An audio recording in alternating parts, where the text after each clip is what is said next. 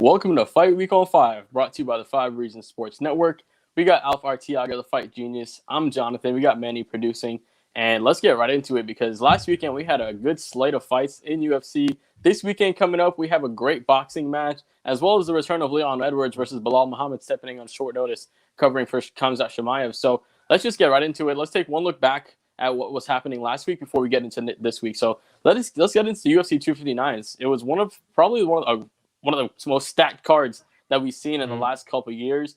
It started off really, really well. I think it was like 6 or 7 finishes in a row, maybe one decision in between that. But really, really good fights. We saw Askar Askarov, get a good win over Joey B. Dominic Cruz showed that he's still a contender. He's still one of those top guys in that bantamweight division. Of course, being probably consensus greatest bantamweight of all time.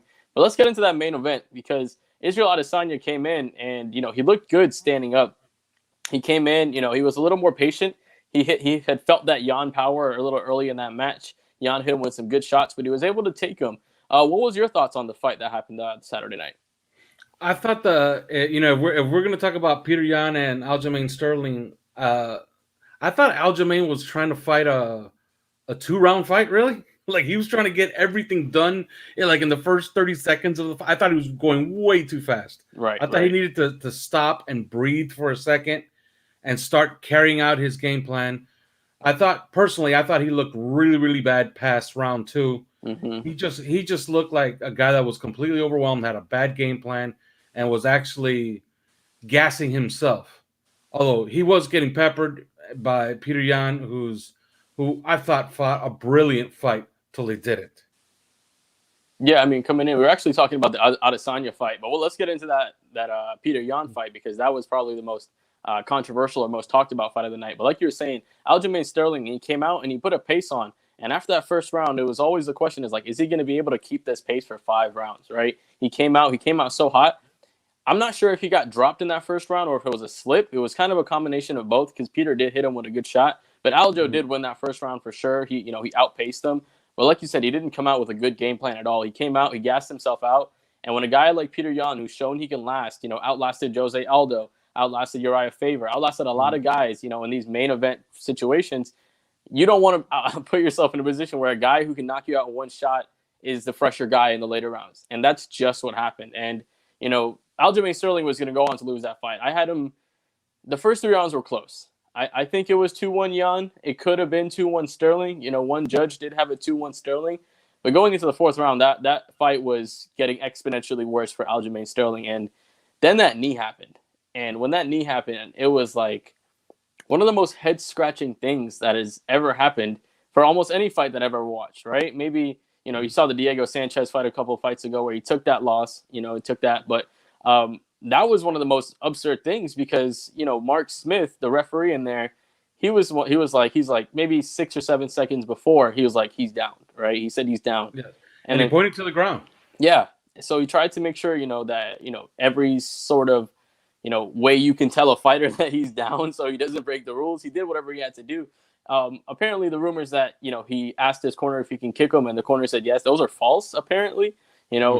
Word came out that night that Khabib maybe said that was what the translation was, but it seems like that's not what happened. But Peter Yan just had an absolute brain fart, and he just kneed Aljo in the head and basically gifted him the title because he was either going to pick up a 4-1 decision victory or a knockout within the next, minute or two, or if not the 5th round.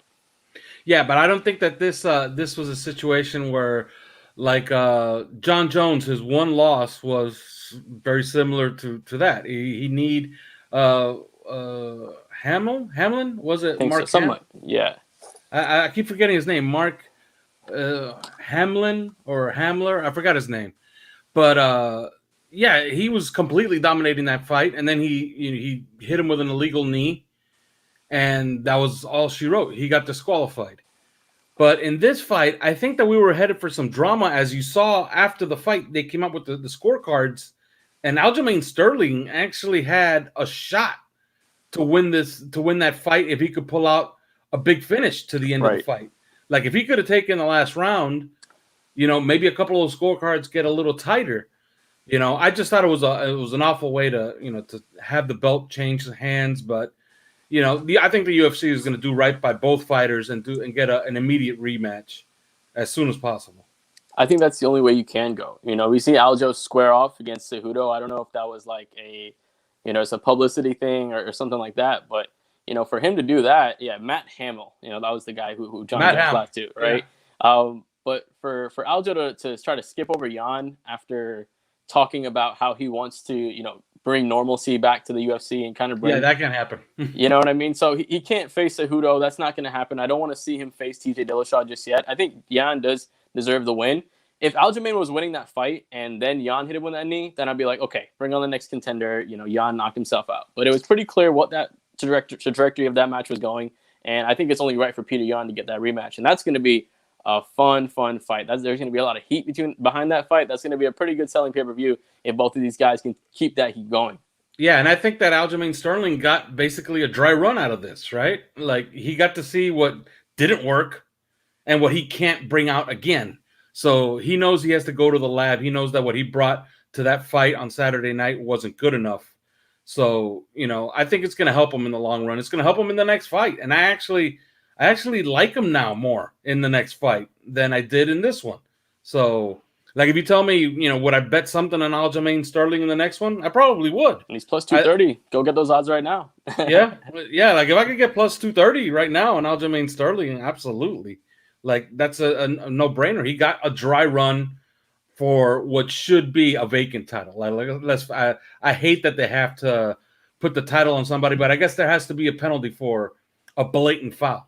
Yeah, I mean, if it's an intentional breaking of the rule, I mean, yeah. it's like targeting in football. You're out of it. Yeah. That's it for you. So it has to be that rematch next. Like you said, Aljo's going to have him. I think he's going to come out a little bit better next time. He came out, he outpunched himself. This time he's going to know, all right, I'm going to need to pace myself a little bit more, maybe work my hands into my takedowns instead of just shooting so much, and work on his judo trips defense, because he just got thrown all over the place. So that was a fun one.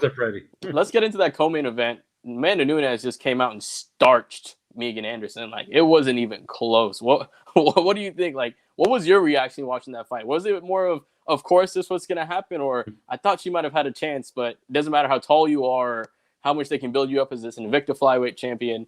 It doesn't, or featherweight champion. Sorry, it doesn't matter how good you are. Amanda Nunes is just head and shoulders above you. Yeah, I figured when I hadn't seen Megan Anderson fight too much, but she's long, lengthy. I was thinking, you know what? Maybe she could drag this out a little bit into maybe the second round, and maybe she could box her way into looking kind of good in the first round. But Amanda Nunes could just do whatever she wants with whomever she wants. You got to look at it this way. Amanda Nunes outkicked one of the best kickers in all of women's MMA in Holly Holm. She beat her at her own game. If she wanted, I really truly believe that if she wanted to go full-blown judo against Ronda Rousey, I think she probably could have beaten her at that game. Probably could have submitted her. Okay, she probably would have submitted her, and probably would have went for an armbar. Okay, to really rub it in on Ronda Rousey. So, I don't think she can be beaten, and she's the best of all time.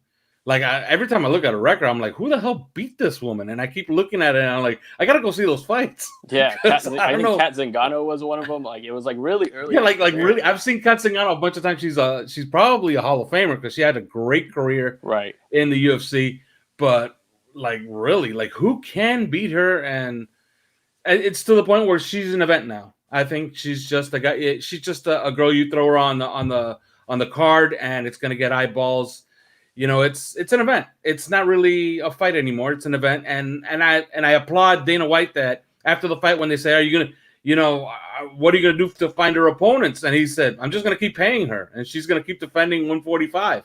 So yeah, she shouldn't be forced to either create another division or go down a division. No, she should stay at 145 and keep beating everybody. That's it. She's an event now.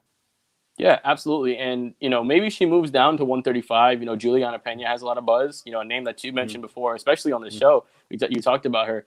That might be the next matchup. And if she kept past her, you do Shevchenko versus Nunes 3. That would be a fun fight to see at 135, right? Yeah. But I think for her right now, the biggest hope for her to have some competition, maybe later, a year and a half down the line, would be if Clarissa Shields can get some good MMA, experience, because she's a featherweight as well, I believe. or Kayla Harrison, who's fighting in PFL. She's a dominating, ground and pound fighter.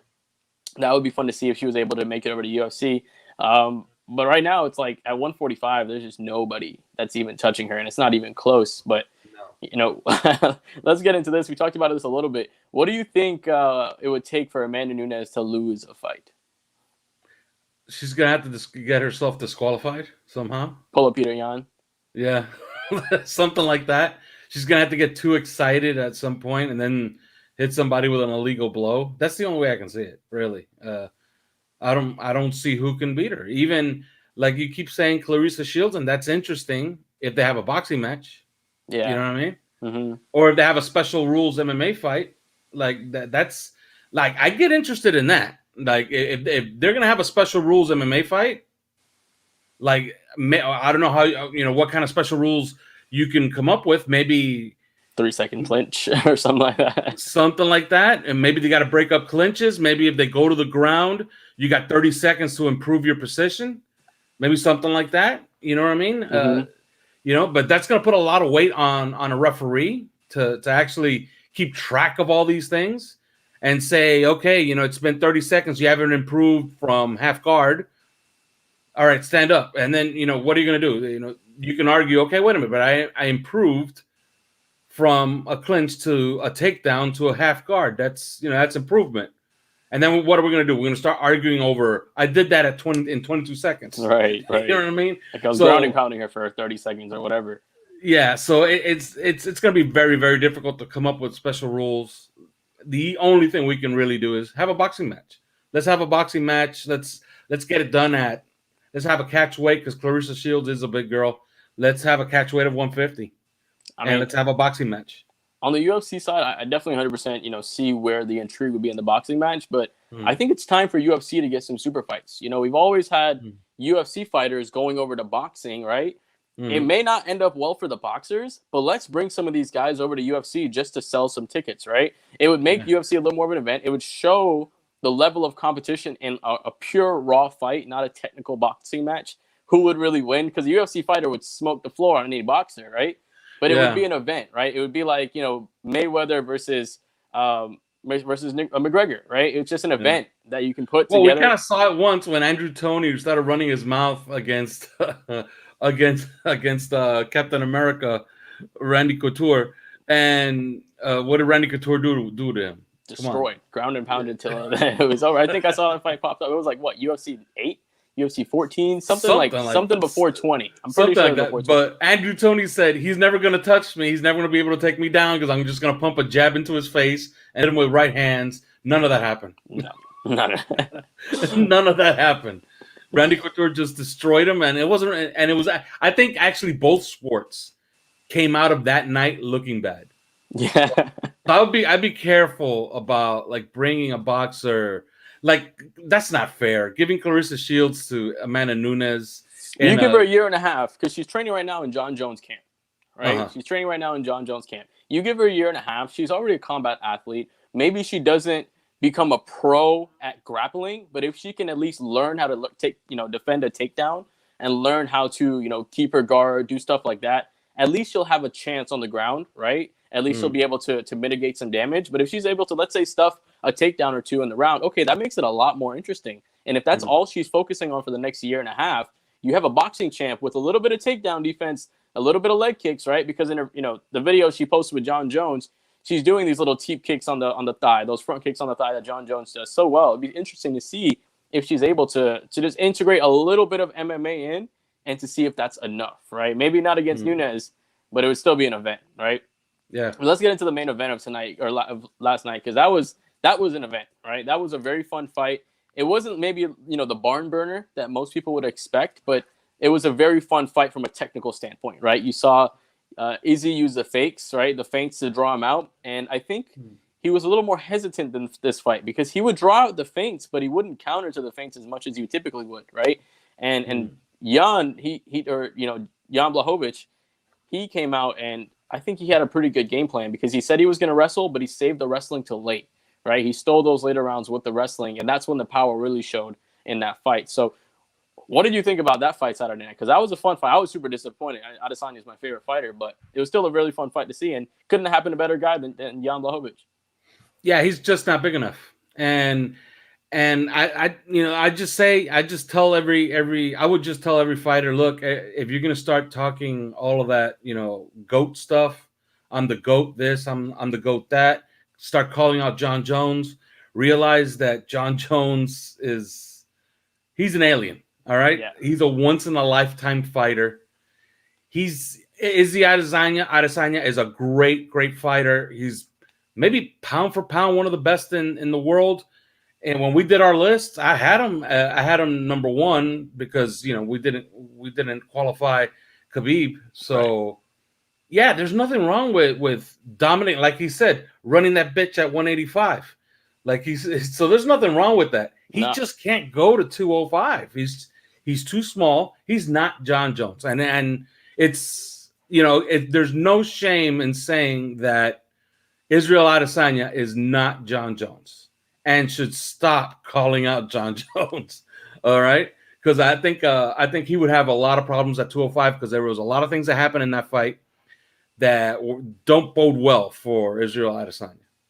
So let me ask you this: do you ever see him fighting at 205 again? Because this was a fight where he didn't really bulk up, right? He kind of just went in what he would normally weigh. If you gave him, let's say, a year, right, to really bulk up, get that frame up, he's really long. He already had the height advantage and the reach advantage on Blachowicz, right? If you gave him a year to do kind of what John Jones is doing, build up the body maybe to like 220, 215, right, of good muscle, and then cut down to 205, get that takedown defense shored up because Jan just ran right through him. But if he has a stronger base, maybe has a little bit stronger weight, it wouldn't be so hard. Do you feel like if he put on a little more weight, took a little more time to build that 205 frame, that it's something that he can do in the future? I think so, but he has to get really, really dedicated at it. And he looks like the type of guy, and he said so kind of after the fight when he said, I'm just going to go back to running that bitch at 185. He looks like a guy that he wants to taxi back and forth to defend his title and get some fights at 185. But there's really nobody at 185. He's cleaned out that division. Yeah, pretty bad. So if he dedicates himself to it, he didn't really commit one way or the other after the fight.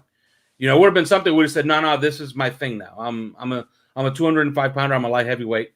That would have been one thing. But he didn't say that. He said the opposite. He said he was going to go back to running 185. So if he dedicated himself to that, absolutely. We got to run it back, but he has to get this win back because I thought he looked bad, really bad past the second round. I think Jan Blachowicz essentially ran the clock out on him, which is, that's not a good look. That's not a good look when you're in the title fight. Yeah, he kind of just laid on him. He wasn't too heavy on the ground and pound. I thought that Izzy won the first and third. I thought that Jan won the second and fourth. And I thought it was 2-2 going into the fifth. I don't know how you give any of those rounds a 10-8. I really don't know because it wasn't like, outside of maybe the last 10 seconds of the fight where Jan actually got up and started throwing some ground and pound, right? He wasn't inflicting a lot of ground and pound on the ground. He was peppering up, body, head, try to pass, body, head, same thing over and over again. But if you looked at the stand-up in the third round before he went to the ground, Izzy was winning the stand-up, right? If you look at the stand-up in the fourth and fifth round, Izzy was winning the stand-up before he got taken down. So I don't think you can give a 10-8 to any of those rounds as far as that. But I thought it was a pretty competitive fight. It was a really fun fight to see. Hopefully Izzy does, clear out 185 again. They have a really fun couple of, almost like a tournament. You got Brunson versus Kevin Holland, which is a very fun fight. Kevin Holland, one of these guys, 5-0 in 2020. So an amazing 2020. They got Paulo Costa versus the Reaper, Robert Whittaker. That's going to be a fun fight. And then you got Darren Till and Marvin Vettori. And, Darren Till is the guy that's been on the tip of Israel Adesanya's tongue. He's been calling Darren Till out. And it'd be fun to see that fight as well. I'm not sure how good that fight would be because if you watch his fight with Rob, it was just really slow, right? Not Izzy's, Till's fight with Rob. It was just really slow, right? A lot of calculated. So it'd be interesting to see if that's a barn burner or if these guys just try to feint, and don't really throw any shots. So interesting to see. Really good event. One more guy that I was really impressed about before we move on, Islam Makhachev just dominated Drew Dober. Khabib with another win with a guy in his corner, making an early bid for Coach of the Year. Taking Umar Nurmagomedov, and now he's taking on Islam Makhachev under his wing. It'd be interesting to see if this is his new his calling as a coach, kind of replacing his father. Actually, when Khabib retired, I wrote an article on it on the 5 Reasons Sports Network that what would be the next best thing for Khabib, and I thought coaching would be it, and it worked out great for him, and I think that this is a really good role for him because it allows him to kind of fill that hole that his father left. But let's get into Islam because he destroyed Drew Dober. He's calling out Tony Ferguson right now. Do you think Islam is sort of the next Khabib 2.0 that's coming out? Well, the hype, I believe the hype was real. When I watched him, I'm like, he was overwhelming. He was overwhelming. So, yeah, why not? Like, this, he was rushed into this fight. It looked that way that he was rushed into this fight, and he delivered. There's no other way to slice it. Like, he's gonna call out Tony Ferguson. Why not? Like, he's gonna vault himself right up into the division. And he, the pedigree's there. He has the right backing. He has a good corner. There's nothing wrong with him. Like, this is like the next thing. Yeah, and it's gonna be fun to see, dude. Can you imagine? They talked about this on the Helwani DC and Helwani show on ESPN. Can you imagine if Khabib's like little brother Islam goes and beats up Tony Ferguson? Like that would be a smack in the face, or even vice versa. Can you imagine if Tony dominates Islam, right? Hands him a loss, and now Khabib's thinking, maybe I should come back for this Tony Ferguson fight as 30-0, right? If Dana's not stopping and trying to convince him, if Tony beats him up, hey, maybe that'll be a fight to make. But a great weekend last weekend. We got a decent card coming up this weekend as well. A little more top heavy, right? We have a pretty good main event when Leon Edwards is making his comeback. Almost 2 years. I think 2019 was the last time he fought. Yeah. Supposed to fight Hamzat Chimaev, but with COVID and everything with him, he's fallen out. He's taking on Bilal Muhammad, stepping in on about a month's notice. Just came off a great win against Douglas Lima, right? Diego Lima's little brother. Let's get into Leon first. He's coming in off a big layoff. Do you think he's going to be rusty? We talked about this a couple of times lately with fighters, right? It doesn't seem to matter. Yeah. You know what I mean? Then with Santiago Ponzinibbio, he came back and he looked horrible against Ling Jiang. He did. And Thiago Santos, I believe he was coming off, an 8-month layoff as Pretty well. Big. He looked terrible in that card. So, his last one is against Rafael Dos Anjos. Leon Edwards is a guy that's always figured at the top of this division, and I just don't see how, after all of this time, after this layoff, he's going to come into this fight and not be ready to actually give his absolute best and run through Bilal Muhammad. So I really like him in this fight. I think this is handpicked. This is the perfect opponent, the perfect difficulty to get him back to the top of the division. So what do you feel about Bilal? Do you feel like he can pull off the upset? Because I want to know your thoughts on this. I have my thoughts on Bilal if he's coming in. I think Leon's going to come in with a good amount of ring, awareness, because he's been trying to, before it was Woodley, right? That was the opponent he had lined up before. Now it's Chimaev. So he was ready for two wrestlers. Bilal's coming in. He's pretty good well-roundedness. He has great striking. He threw almost 110, 115 that he landed against Lima, right, in his last fight, and it was all stand-up. But now, he's going against a guy that has great takedown defense as well. Do you feel like Bilal can pull off this upset? Well, if you look at both fighters objectively, Leon Edwards is a completely different class than Bilal Muhammad. But Bilal Muhammad is a guy who he's going to stand with you. He's going to try to outpoint you, really, and he's going to try to take you. He's going to try to take you on a counter, probably late in the fight, if he's going to knock you out at all. And if not, he's just going to try to outlast you and outpoint you. I just don't see how his style of fight really makes for a competitive fight against Leon Edwards. Really? I think this is actually should be a pretty close fight. The reason I think that, right, Bilal Muhammad's one of these guys that's almost always on the front foot, right? He's always moving forward. He likes to throw the outside leg kick. He didn't throw it as much in his last fight, but if you watch his fight against Randy Brown, right, he threw almost 30 leg kicks, and he was hitting on all of them. And Leon Edwards is one of these guys that has really good footwork, right? Leon will back up, right? He'll spring around, he'll circle around. Bilal Muhammad's a little more stout, but he'll hold his ground. And if you watch his fight against Jeff Neal, right? Jeff Neal put some good hits on him, right? And he dropped him. And even when he got dropped, Bilal hopped right up and was going right back after Jeff Neal. Like, those shots didn't matter. So I feel like this is a fight where you'll see Leon use that body kick a lot, right? Because it's a southpaw versus orthodox thing, right? But we might see Bilal switch it up a little because we saw in his last fight, he switched it up against Lima a little bit. Just start to switch up that stance. And ever since he's changed coaches, he's 8-1, right? 8-1 since he's ever changed coaches. Both of these guys are coming out with the same record, 18-3. So I think this is going to be a really competitive fight. I can see Bilal getting a couple takedowns and winning a couple of rounds. Let's get into your prediction. How do you feel like this fight's going to go overall? I think Leon Edwards wins this fight. Wins it, let's say... That's it's a good one. I think he wins a decision. Yeah.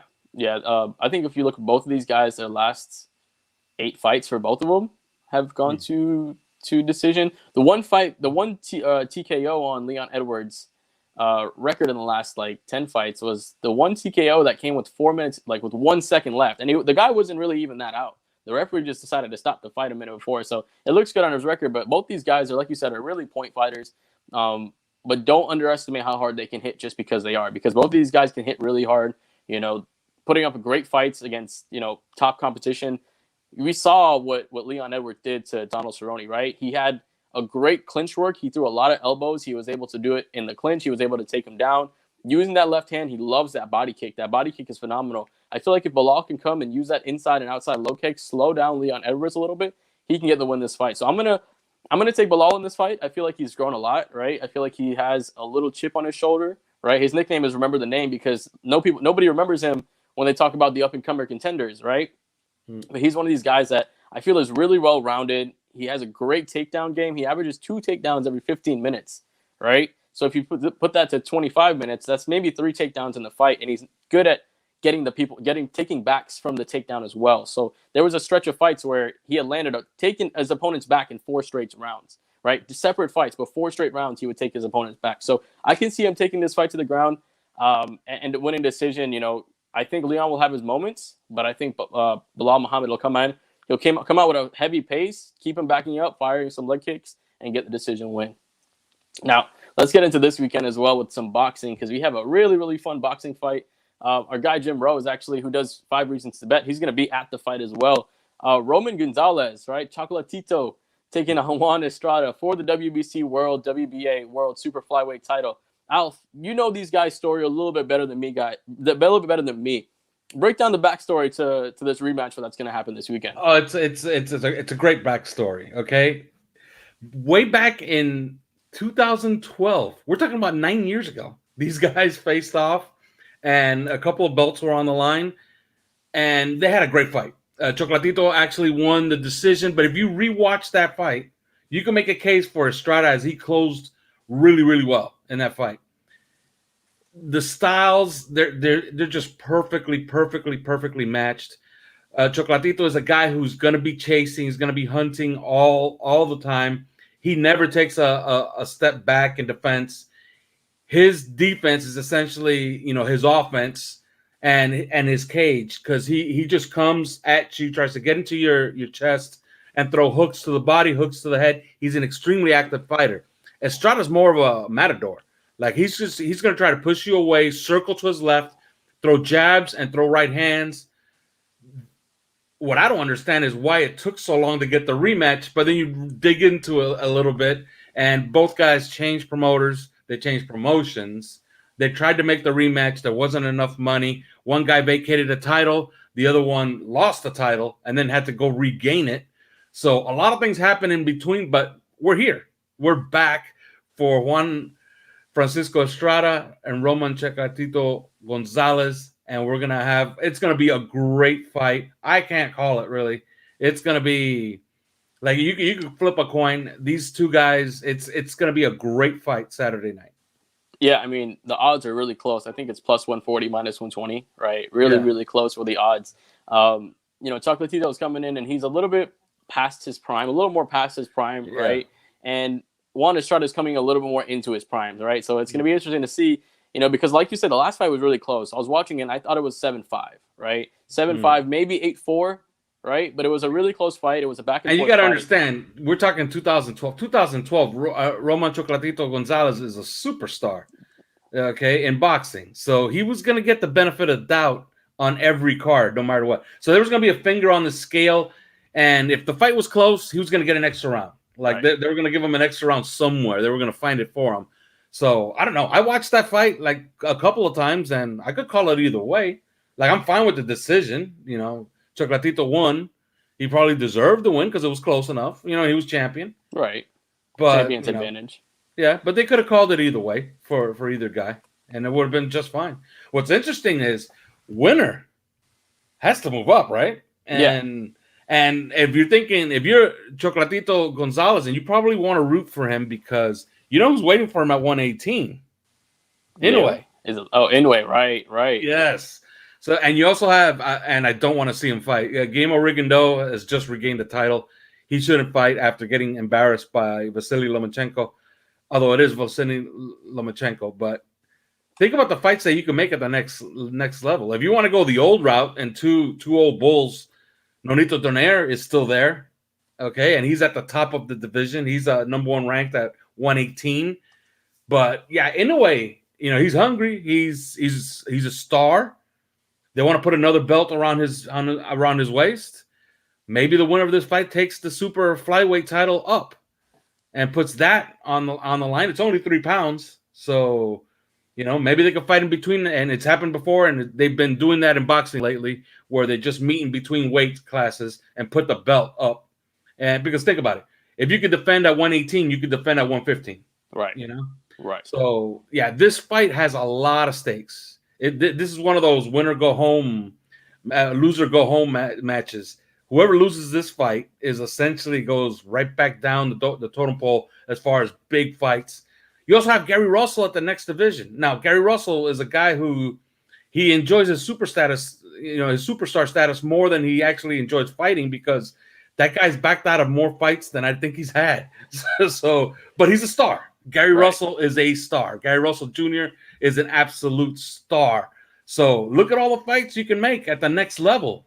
And it has to be one of these guys, because 115 is absolutely bare once these two guys are done with it.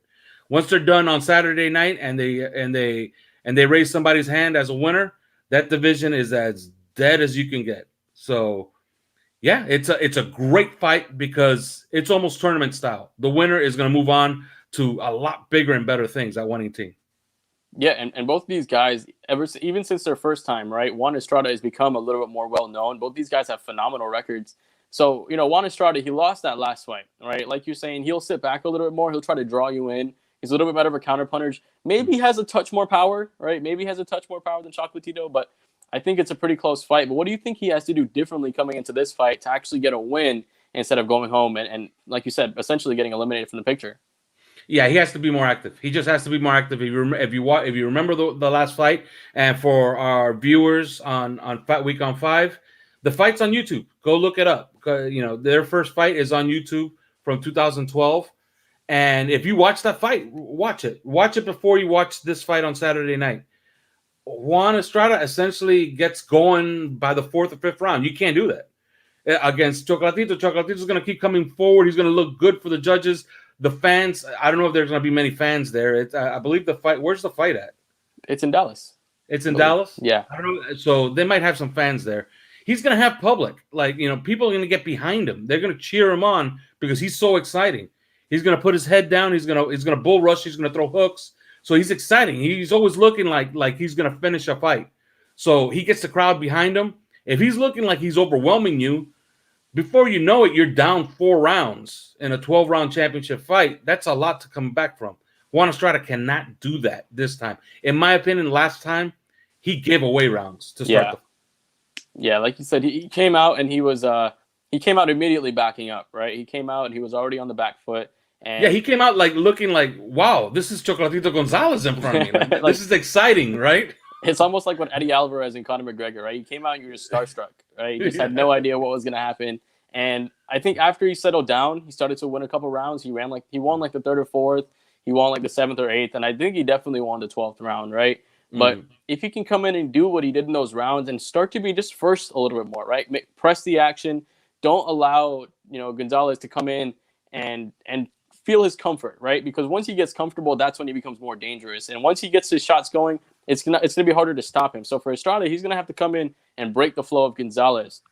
But Gonzalez coming in, he won the fight 8 years ago. Like we talked about, he's a little bit more past his prime.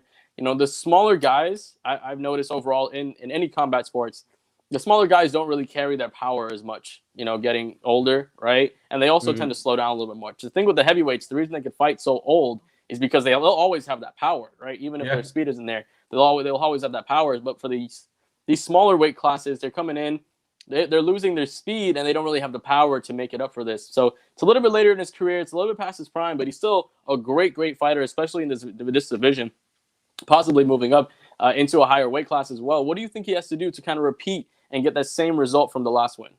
Well, it's hard to teach an old dog new tricks, right? Like, he knows how to fight one way. Like, he's built his entire career fighting that one way. He's always on the tips of his toes. He's always pressing the fight. He's always in your chest, and he's always trying to cut you in half. So he's going to try to plant himself right in the middle of your chest and try to move you with his jab and then bring hooks to finish you. So that's what he does, and that's what he will do. Now, that makes him really, really vulnerable to a guy who can circle like Juan Estrada. So I don't know. I don't know if he can go into a new bag of tricks to win this fight. As you can tell, where I'm going with this. I think he's gonna. It's a tall order for Chocolatito Gonzalez. He's just gonna have to land. He's gonna have to land a big hook and try to finish this fight somehow. Yeah, and going to this fight, like we talked about, it's a really, really close fight on the odds. We talked a little bit about what this fight's going to set up, but let's get into what do we think our predictions are going to be, because I think this is just a really, really close fight. Looking at, the last couple of fights for both of these guys, they're really just world-class boxers. The smaller guys always are a little bit more technically sound, right? So they're both coming in. It's going to be a guy that's going to push the pace against a guy that wants you to come into your range and circle and counter-strike you, right? I think Chocolatito is going to get this fight. Like you said, the crowd is going to come into it. I think he's going to be able to push the pace and just give the visual of winning the round, right? Maybe he's not winning the round on points or strikes landed and stuff like that, but he'll be able to give the visual that he's winning the round, right? Land the strikes that the crowd will react to. Land the strikes, that are a little bit more popping, but coming in, Estrada might hit those counter punches that are a little more under the radar, right? So I think Gonzalez is going to come out. I think he's going to be able to push the pace enough. He'll probably pick up 3 or 4 out of the first 5 rounds, right? And then he'll be able to cruise towards an end of the victory. I don't see a knockout in this fight, really. I think it's going to be a decision fight. But I'm going to take Chocolatito by decision. Yeah, I completely agree with you. I don't think there's going to be a knockout, and I think that hurts Gonzalez. I think that it's going to be really, really tight. You could flip a coin and give it to either guy. But I think that Juan Estrada is coming up to this fight perfectly. And I think he pulls this decision out against Chocolatito. He learned something from that last fight. You got to think he's more in tune for this one, and he's gonna have a better game plan. He's not gonna give away those first 4 rounds.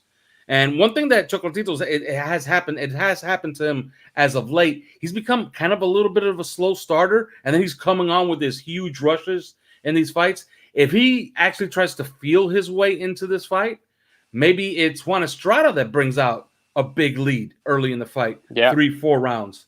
So maybe he gets the lead, and that's the difference in the fight. So I'm going to take Juan Estrada. It is Dallas. He's the Mexican fighter. Maybe he has the fans. Chocolatito Gonzalez always has a huge following, but maybe this time it's not to be. It's a Mexican fighter now, and it's in Dallas. I didn't know where the fight was going to be. I thought it was going to be in LA again. But last time it was in LA, and Chocolatito Gonzalez had all the public. Right. So who knows? But I'm pretty certain that Juan Estrada is going to have a big crowd for him on Saturday night. So I'm going to take Juan Estrada in a split decision. Split decision. Wow. Yeah. There's going to be drama again, I think, but this is going to be a great fight. So, man, great fight. It's going to be a great fight. We got a lot of fights coming up this weekend. Let's get into next weekend. What other boxing fights that we have coming up within the next couple of weeks? Well, Saturday night, as Showtime is known to do, whenever the Zone has a pretty interesting fight for fight fans, they like to get one of their stars and throw them out there on TV. So David Benavidez returns. He's going to fight Ronald Ellis, 12 rounds, super middleweights. You know who David Benavidez is. We've talked about him a lot. He's walking around calling himself the Canelo Killer. which is an interesting thing to call yourself when Canelo is not calling you out or even has you Right. in the picture. But he's not wrong. Like he's not a guy that Canelo Alvarez will want to fight.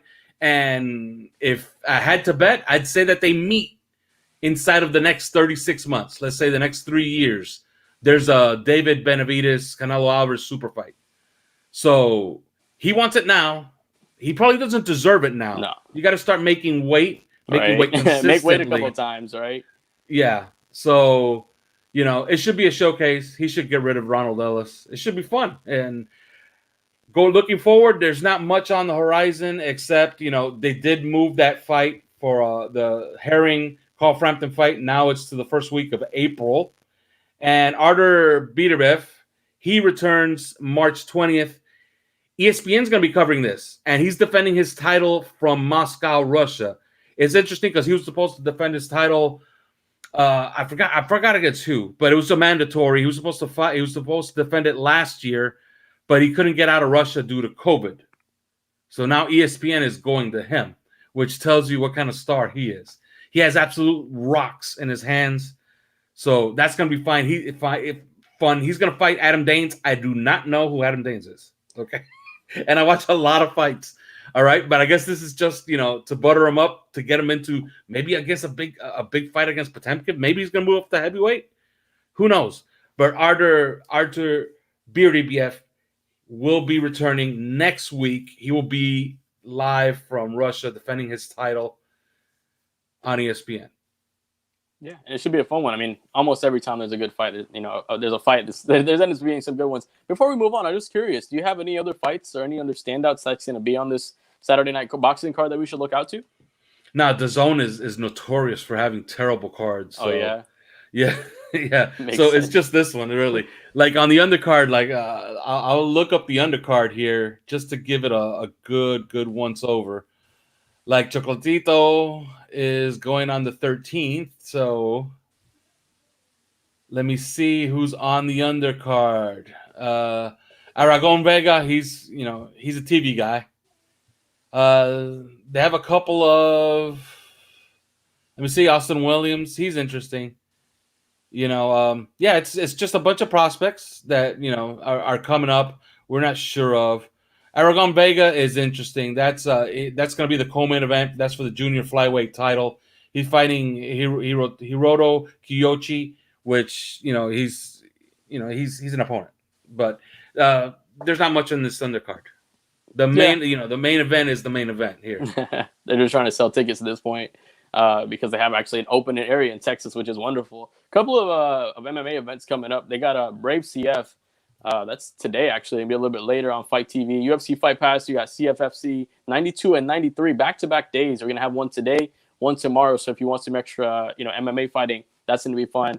LFA 101 is going to be tomorrow as well. That's, if you look at this weekend's card with Bilal Muhammad, the co-main event actually features a fighter, Ryan Spann, who was on LFA. So if you want to see, it's almost like the college basketball before they get to the NBA. You see these guys. Of course, this weekend we got Bilal Muhammad versus Leon Edwards. Next week we got Cage Warriors 120. That's where Conor McGregor started off. So if you want to see the best European talent, you head over to Cage Warriors. And then, of course, they got one championship, which is going to be next week.